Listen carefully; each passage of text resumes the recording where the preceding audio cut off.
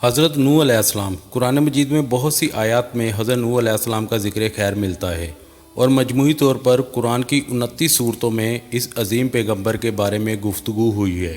پہلے تو حضرت نوح علیہ السلام کا ذکر قرآن کریم کی کئی آیات میں آیا ہے۔ مورخین و مفسرین نے لکھا ہے کہ نوح علیہ السلام کا نام عبد الغفار یا عبد الملک یا عبد الاعلیٰ تھا۔ نوح کا لقب انہیں اس لیے دیا گیا تھا کیونکہ وہ سالہ سال اپنے اوپر اپنی قوم پر نوحہ گریہ کرتے رہے۔ آپ کے والد کا نام لامک تھا۔ نوح علیہ السلام اللہ تعالیٰ کے پیغمبر تھے۔ آپ نے تقریباً 950 سال تک لوگوں کو اللہ تعالیٰ کی طرف بلایا، مگر آپ کی قوم کا جواب یہ تھا کہ آپ بھی ہماری طرح عام آدمی ہیں۔ اگر اللہ کسی کو بطور رسول بھیجتا تو وہ فرشتہ ہوتا۔ صرف 80 لوگوں نے آپ کا دین قبول کیا۔ حضرت نوح علیہ السلام تمام رسولوں میں سب سے پہلے رسول تھے جنہیں زمین پر مبعوث کیا گیا تھا۔ حضرت نوح علیہ السلام نے اپنی قوم کے لیے عذاب کی بد دعا فرمائی، جس کے نتیجے میں ان پر سیلاب کا عذاب نازل ہوا۔ اللہ تعالیٰ نے آپ کی قوم پر عذاب بھیجا اور آپ کو ایک کشتی بنانے اور اس میں اہل ایمان کو ہر چرند پرند اور ایک ایک جوڑے کو رکھنے کو کہا۔ جب طوفان کی شکل میں عذاب آیا اور سب لوگ سوائے ان کے جو حضرت نوح علیہ السلام کی بنائی ہوئی کشتی میں سوار تھے ہلاک ہو گئے۔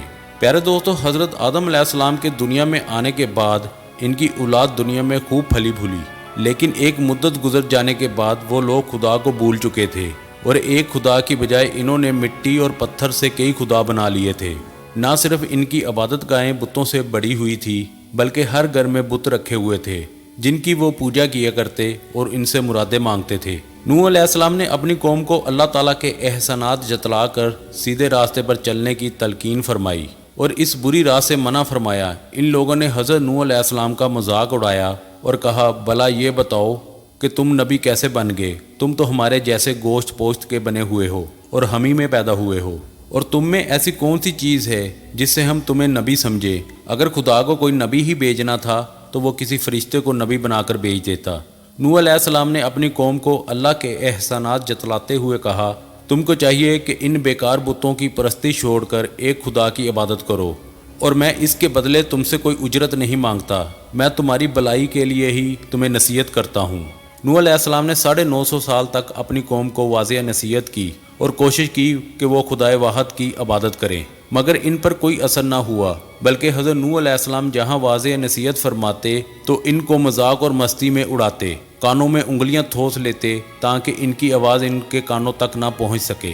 صرف چند لوگ تھے جو آپ پر ایمان لائے۔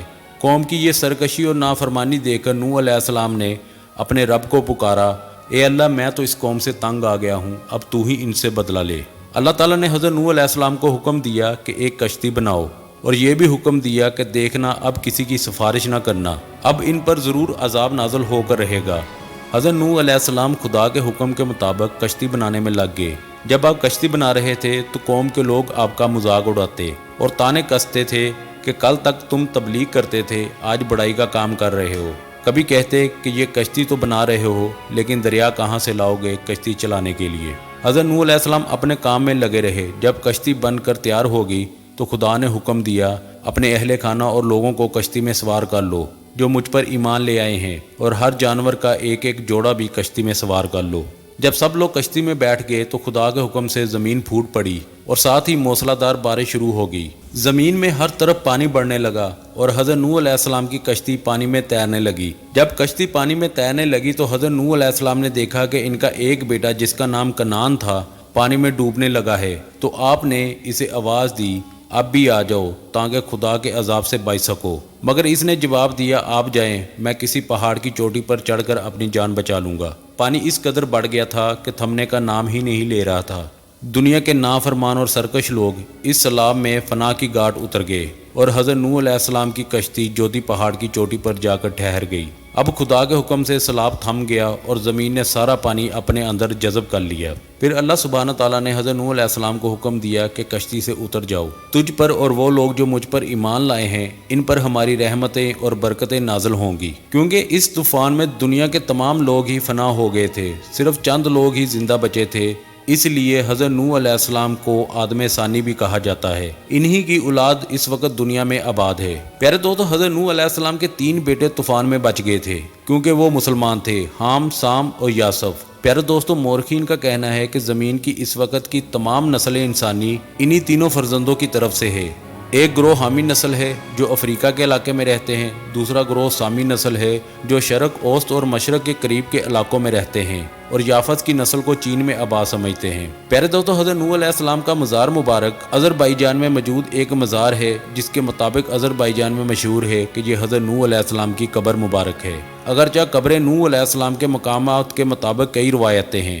پیارے دوستوں، قرآن کریم کے مطابق کشتی جودھی پہاڑ پر آ کر ٹھہری تھی۔ جودھی پہاڑ مشرق ترکی میں واقع برف سے ڈھکی ایک چوٹی آرمینیا کی سرحد سے 300 کلومیٹر کے فاصلے پر واقع ہے۔ پیارے دوستوں، اللہ سبحانہ تعالیٰ نے حضرت نوح علیہ السلام کی کشتی کا ذکر قرآن مجید میں یوں فرمایا ہے، اور ہم نے اسے تختوں اور کیلوں والی کشتی پر سوار کر لیا۔ اور دوسری جگہ قرآن مجید میں سورہ ہود میں اللہ تعالیٰ فرماتا ہے، یہاں تک کہ جب ہمارا حکم آ پہنچا تنور ابلنے لگا، ہم نے کہا کہ اس کشتی میں ہر قسم کے جانداروں میں سے جوڑا یعنی 2 جانور، ایک نر اور ایک مادہ سوار کر لے، اور اپنے گھر کے لوگوں کو بھی سوائے ان کے جن پر پہلے بات پڑ چکی ہے، اور سب ایمان والوں کو بھی، اس کے ساتھ ایمان لانے والے بہت ہی کم تھے۔ اور دوسری جگہ سورہ ہود میں اللہ تعالیٰ فرماتا ہے، نوح علیہ السلام نے کہا اس کشتی میں بیٹھ جاؤ اور اللہ ہی کے نام سے اس کا چلنا اور ٹھہرنا ہے، یقیناً میرا رب بڑی بخشش اور بڑا رحم والا ہے۔ اور سورہ قمر میں اللہ تعالیٰ فرماتا ہے، اور ہم نے اسے اہل دنیا کے لیے اپنی قدرت کی نشانی بنایا ہے، تو ہے کوئی نصیحت حاصل کرنے والا۔ پیارے دوستو، یہ تھی ہماری آج کی ویڈیو۔ انشاءاللہ ملیں گے اگلی ویڈیو میں، تب تک کے لیے اجازت دیجیے۔ اللہ حافظ۔